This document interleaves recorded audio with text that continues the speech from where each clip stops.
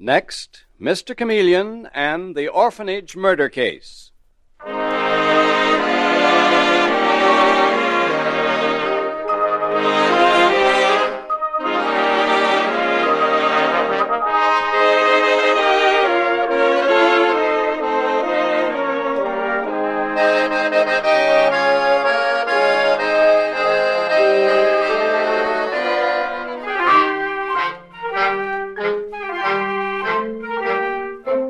Tonight, we again present the famous Mr. Chameleon of Central Headquarters in his most famous cases of crime and murder, brought to you by the makers of genuine Bayer aspirin.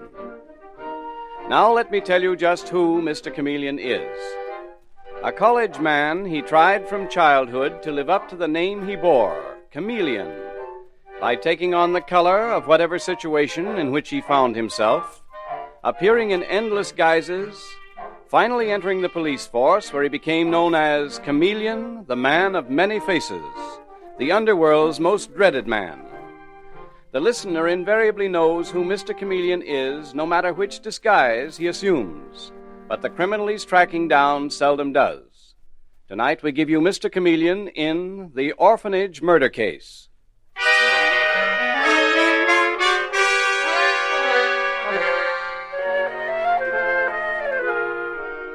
The name of Martha Phillips is known to thousands, for she has devoted her life and all of her wealth to establishing a home where orphan children can be brought, and from which they are sent out to fine established homes. This New York haven for children is known as Phillips Mansion, and was the lovely old home of Martha's father. And we find her now, late at night, this remarkable spinster, sitting in her office, working on her memoirs. Of course, a child can resemble someone. And it may be an accident of nature. There may be no relationship between the child and the adult they resemble.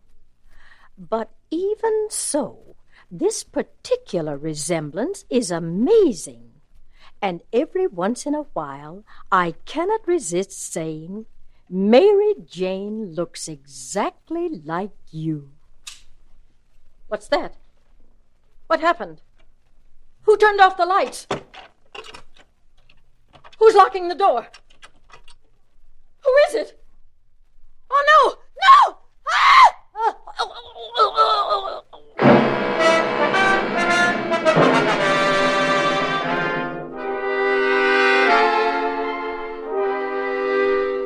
A few hours later, we find Mr. Chameleon, the great detective, the man of many disguises, kneeling beside Martha Phillips' dead body.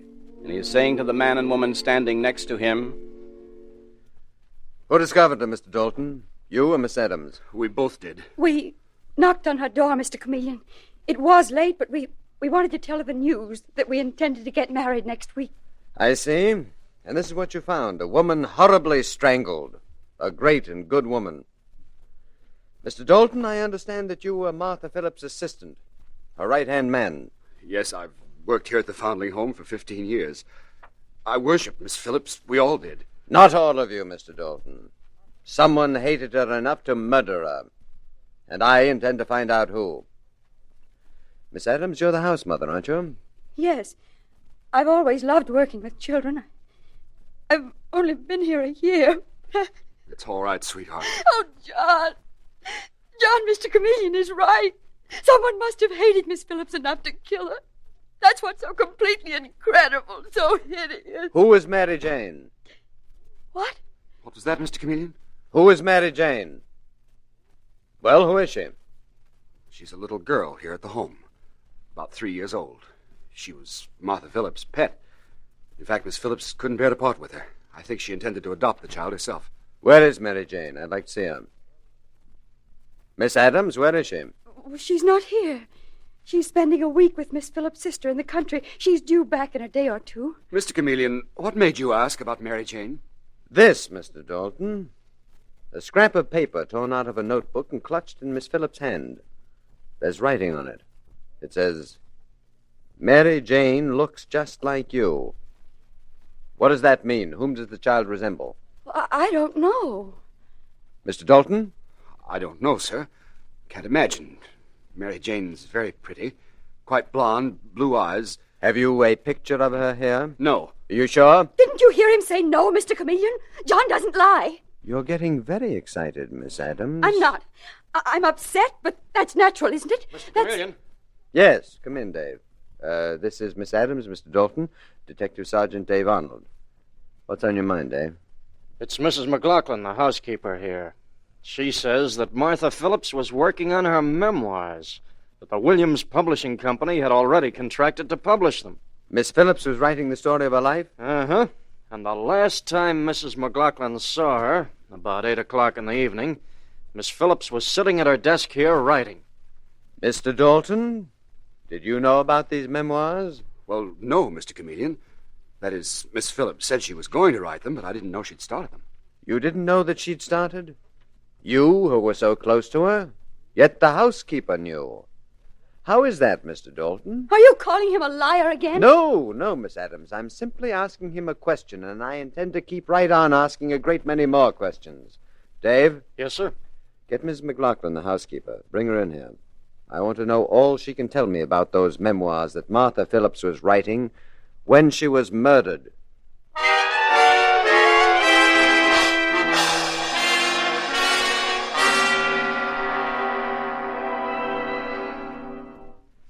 Miss McLaughlin, you say when you last saw Miss Phillips, she was writing in a notebook. A big black notebook. That's right, Mr. Chameleon. Yet that notebook has vanished. We've turned this room inside out, and there is no such notebook. Just the same, she was writing in it. What were her last words to you? Why, said good night, I guess. That was all, Miss McLaughlin? Just good night? Are you calling me a liar? You know, that's very interesting. You all seem convinced that I'm accusing you of lying.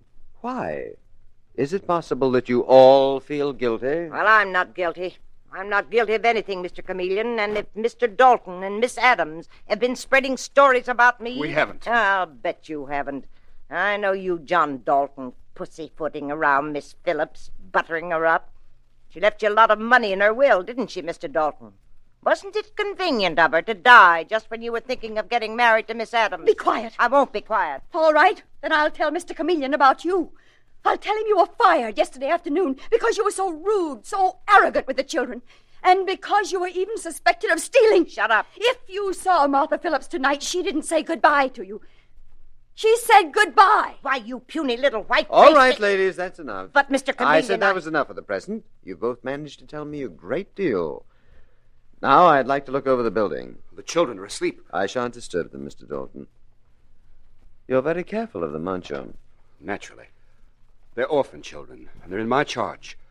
Especially now that Martha Phillips is gone. And now that you have possibly inherited her fortune and her position as guardian angel to a lot of unfortunate children. Miss Adams, come along. I'll need you as a guide.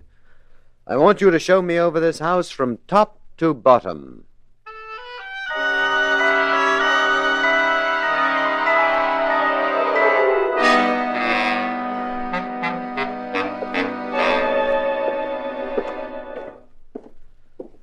Well, one thing is clear, Miss Adams. The way this office is placed, the killer had to come down this corridor to reach it. What are these rooms opening out from either side?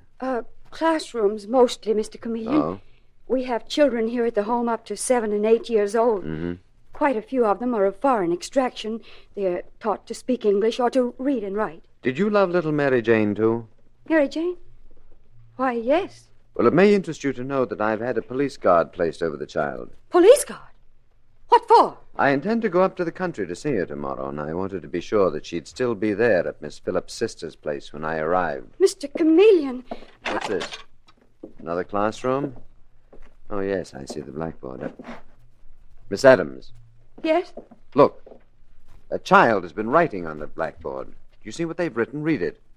Mary Jane looks just like you. The identical words Miss Phillips was writing in her memoirs when she was murdered. Mr. Chameleon, I don't understand. Who was in here, Miss Adams? Who could have written that? What child or children took their lessons in here? Well, it must have been Margarita. Margarita Siren. She's 7 years old, a little Italian girl. She's learning to write English. Why would she write, Mary Jane looks just like you? Answer me, please. Well, she was told to write down what she heard people say, and she must have heard someone say that. Exactly. Where does Margarita sleep? On the second floor. She and Mary Jane have a little room to themselves. They're devoted to each other. She's up there alone? Yes. Show me where she is, Miss Adams. Take me up there just as quickly as you can.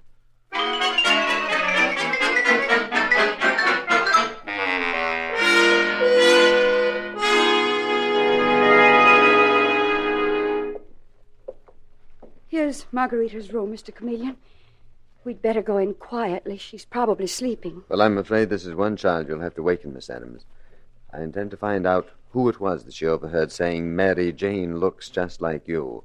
Oh, yes, of course. Well, let's go in. There's a night lamp burning by a table, Mr. Chameleon. Margarita's afraid of the dark. There. You see, she's sleeping. Lovely child. Isn't she, though? She and Mary Jane make a beautiful pair. She's so dark and Mary Jane's so fair. Miss Adams. Yes? This child is not sleeping. She's dead. She's been smothered to death with a pillow.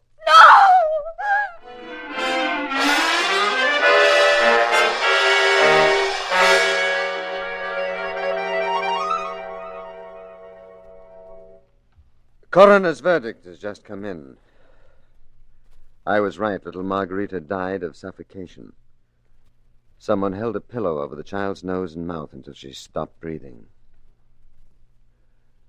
Well, John Dalton, what do you have to say? What can we say, Mr. Chameleon? This is awful. Simply awful. Less than 5 hours after Martha Phillips' death. And a child. Crocodile tears. What'd you say, Miss McLaughlin? I said crocodile tears, Mr. Chameleon. I tell you, I saw Mr. Dalton coming down the hall away from Margarita's room just about the time she must have been murdered. You couldn't have seen me, Mrs. McLaughlin. You couldn't have. I was in the kitchen at the time. Did anyone see you in the kitchen at the time, Mr. Dalton? Why, no, Mr. Chameleon. There was no one there. Then you have no witness. No, I haven't. But just the same, I was down in the kitchen. And I say you were in the upstairs hall. I saw you there. Mrs. McLaughlin, you're an ugly, brutal old woman. You're quite capable of killing that child yourself. Claire. Well, she is, John. She's trying to make you seem like a monster, and she can't do that. Mr. Chameleon, you shouldn't let her do that. My dear Miss Adams, I have a motto hanging over my desk at Central Headquarters. The innocent must be protected, the guilty must be punished. That is my only concern. That and getting at the truth. And speaking of the truth, there was a picture of little Mary Jane, a snapshot. I found it among Margarita's things.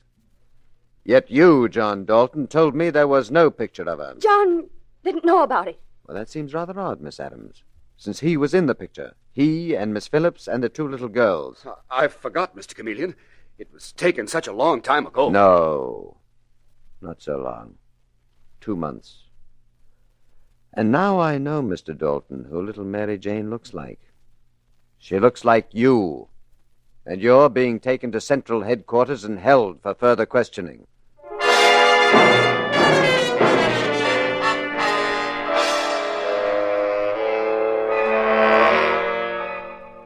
Mr. Chameleon and the Orphanage murder case continues in just a moment.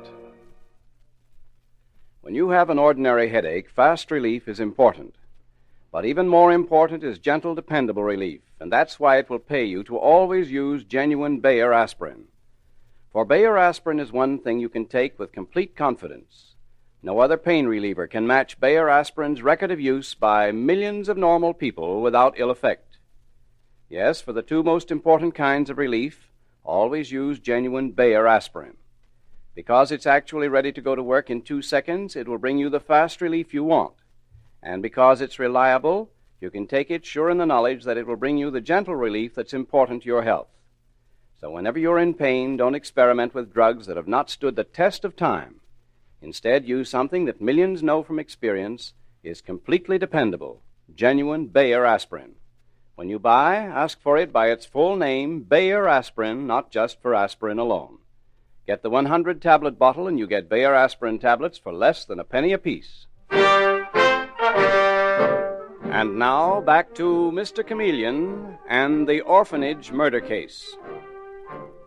The brutal murder of Martha Phillips, the great philanthropist, the head of a home for orphan children, has been followed by the equally brutal murder of a child, one of the children whom Martha Phillips cared for.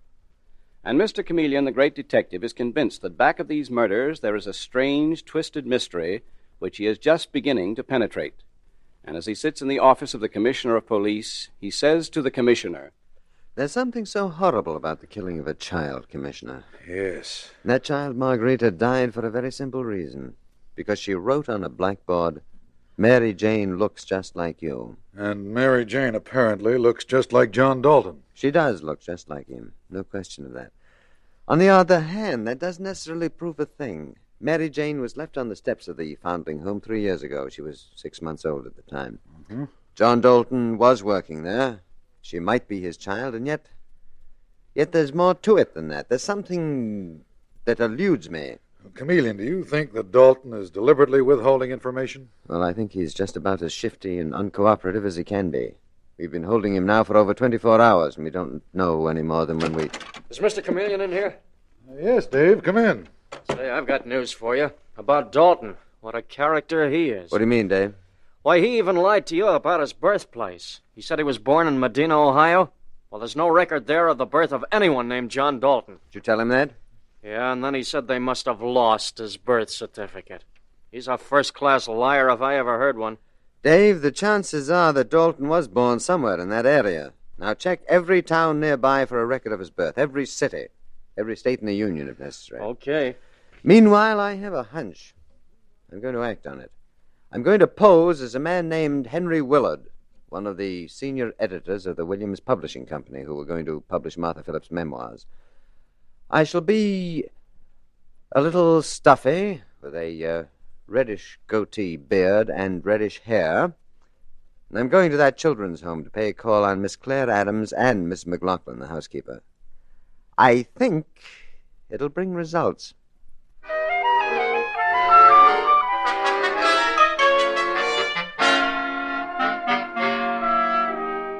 And so we find Mr. Chameleon in his disguise as Henry Willard, pacing up and down the reception room at Phillips' Home for Children. And a white-faced Claire Adams and a sullen Mrs. McLaughlin sits watching him nervously as he ponderously declares, "So, my point is that it seems a frightful pity that such magnificent material should go to waste. Martha Phillips' tragic murder and the murder of that poor child. Well, think how it would boost the sales of a book.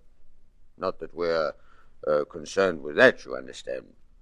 But Martha Phillips was a great woman, and there should be a record of her life." But the manuscript of her memoirs disappeared. It couldn't be found. Someone stole the pages and destroyed them, and it wasn't me. But, ladies, I have a detailed outline of those memoirs, which Miss Phillips herself gave us. Very detailed. Almost as detailed as the book itself. You mean... I mean, Miss Adams, it would be a very simple matter for someone to write that book, working from the outline. All the facts are there in the outline. Oh, by the way, is the child Mary Jane here in the house? What do you know about Mary Jane? Mrs. McLaughlin, Miss Phillips mentioned her quite often in the outline of her memoirs, as she mentioned you and Miss Adams and Mr. Dalton, of course. What'd she say about us? Mr. Dalton she regarded with high esteem, which happens to be the point of my visit. Do you think that he would be willing to take on the job of writing that book for a very substantial sum, of course? Well, Miss Claire Adams, do you think your darling John would do it?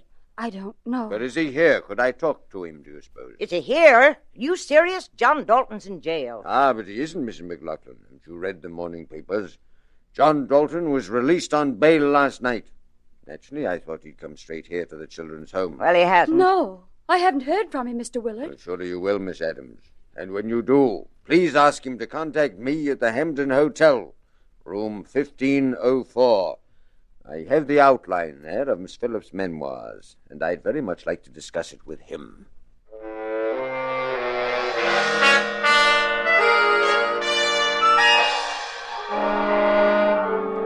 And the next night, in the hotel room which Mr. Chameleon has engaged in the name of Henry Willard, we find him with Dave Arnold, and both of them are unusually tense and on edge, so much so that Dave exclaims, Mr. Chameleon, if nothing happens tonight, I think I'll blow my top. Well, Dave, that's no way for a cop to talk. But this is the most dangerous kind of killer. This is a maniac. I don't want to sit here and wait for them. I want to go out after them. And the quickest way to go after them is to sit here and wait. Well,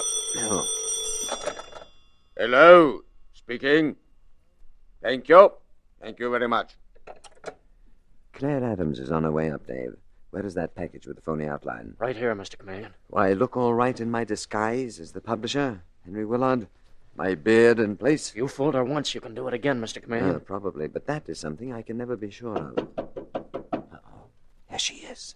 Go in the closet, Dave. Don't come out until I call you. Okay, Mr. Chameleon. Mr. Willard?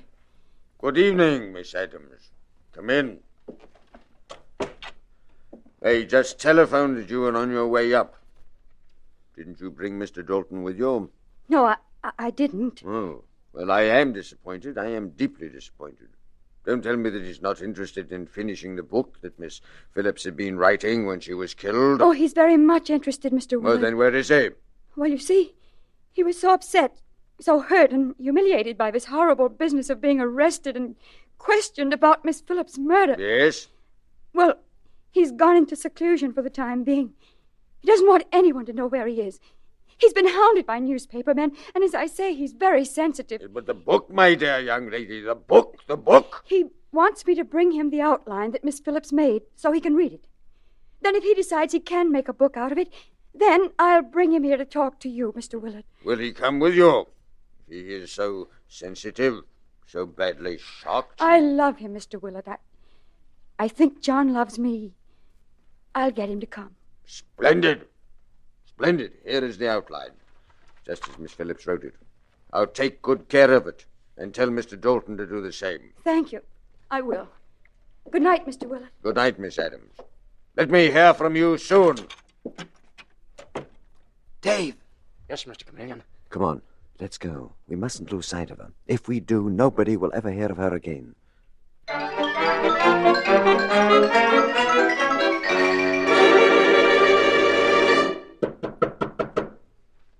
Who is it? It's I, John. Let me in. You took long enough. Did you get the outline? Yes, right here, darling. Mr. Willard, the book publisher, was very nice. Let's have it. Oh, my gracious, this room is close. You have a fire burning in the fireplace. Oh, it's such a dreadful room and such a dreadful neighborhood. John... The title page looks genuine. Outline for proposed memoirs of Martha Phillips. Let's see what the first page says. Yes, it mentions that child, little Mary Jane. John, I don't understand this business about Mary Jane. It frightens me. You frighten me a little, too, now. That's too bad. Well, I can't wade through the whole thing. The sooner I get rid of it, the better. John! John, you've thrown it on the fire. You bet I have. Makes a pretty flame, doesn't it? John, are you crazy? That outline didn't belong to you. Shut up, Claire. Keep your voice down. Oh, sweetheart, what's the matter? Why do you speak to me like that? Why do you look at me like that? Oh, John. Did you hear me tell you to keep quiet? Do you want to get me in trouble? You probably will, anyhow. I shouldn't take any chances with you. What do you mean? Don't run away, Claire. Huh? Don't run away. No. You haven't got a chance. Not a chance in the world. No. Oh, no! Help! See, I told you didn't have a chance. Open the door. Open in the name of the law. What? Open or we'll break it down. All right, Dalton. Put your hands up. Don't reach for a gun. Though you prefer to strangle people or smother them, don't you? You're the one who hasn't a chance now, Dalton. But I haven't done anything. What's this all about? How about it, Miss Adams? Didn't he try to kill you? Yes, Mr. Chameleon. Yes, he did. And he burned the outline. John, whom I love. John, whom I've tried to help and protect. Only this doesn't happen to be John Dalton. What? I'm not John. No, you're not John. You're John's identical twin, Herbert. You and John were born in the town of Littleton, Ohio. Detective Sergeant Dave Arnold dug up your birth records there. What? You're crazy. Even when you were a small boy, you were always in trouble. And your twin brother, John, who loved you, pitied you, was always trying to protect you. Mr. Chameleon, you mean it wasn't John who murdered Miss Phillips? John Dalton is innocent, Miss Adams. And he suspected his brother Herbert here from the very beginning. And Mrs. McLaughlin was not lying when she said she saw John Dalton coming away from Margarita's room. She wasn't lying, she was mistaken. She thought it was John, but it was you she saw, Herbert. But why would I want to murder Martha Phillips? Because of your daughter, Mary Jane, who happens to look just like you, and your twin brother John, of course. 3 years ago, Herbert Dalton, your wife was murdered, presumably by kidnappers who stole your baby. That was your story. Your wife was strangled to death, and your baby disappeared. She was never seen again. Yes, that's true. And a few months later, Mary Jane was found on the doorstep of the Phillips Foundling Home, where your brother John was working. And then Miss Phillips began to notice the resemblance between Mary Jane and John, and she spoke of it to him. And he, who kept in touch with you, told you about it. What if he did? That was all you needed. Your warped killer's brain immediately decided the situation was dangerous to you. Somehow the police might get on your trail again. Mr. Chameleon, so he killed Miss Phillips and burned her memoirs because he was afraid she'd find out the truth. Yes, Miss Adams. Just as he burned the outline, which was a complete phony. There was no outline. I see. You're a very smart detective, aren't you, Mr. Chameleon? Very smart, except for one thing. I'm not Herbert, I'm John. It's true that Herbert, my twin brother, murdered Miss Phillips to get her money. He depended on your discovery that he had a twin, but only Herbert is guilty. I'm John, and I'm innocent. Well, that's fine. You're smart. You're very smart, except for one thing. You see, my dear Herbert, John is still in jail. What? We never released him. We thought we'd quietly hold him until his twin brother was brought in. It was so much less confusing to have only one of you at large.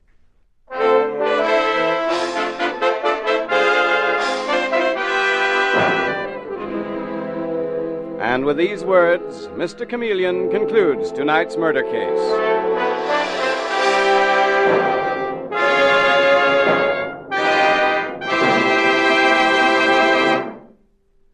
When you seek fast relief from an ordinary headache, neuritic, or neuralgic pain, use quick-acting Bayer aspirin. As you can see for yourself by dropping a Bayer aspirin tablet in a glass of water, Bayer aspirin starts to dissolve or disintegrate in 2 seconds. It does the same in your stomach.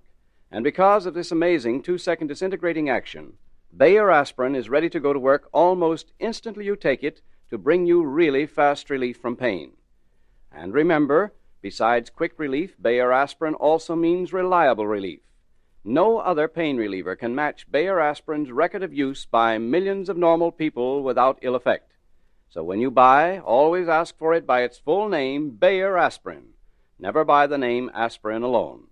Get the 100-tablet bottle, and you get Bayer aspirin tablets for less than a penny apiece.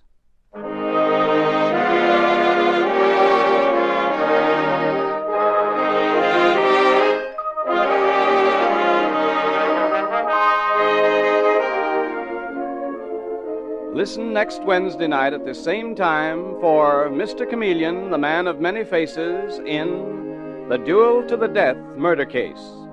The part of Mr. Chameleon is played by Karl Swenson, with dialogue by Marie Baumer from the original story by Frank and Anne Hummert.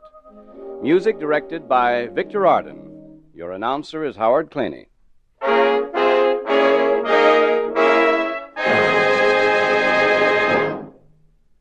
Friends, there's a new toothpaste on the market that you'll want to try. It's called Lion's Toothpaste. And it's not just another old toothpaste with an added ingredient, but is completely new and radically different in formula. For this reason, new Lion's Toothpaste does what no other toothpaste can do. Yes, laboratory tests on scores of individual teeth prove that it actually gets teeth brighter, 2.5 to 5.5 times brighter than any of the 5 leading brands. Brighter by far than any other toothpaste. So for a brighter smile, try this toothpaste that cleans without soap, polishes without chalk. Lion's Toothpaste.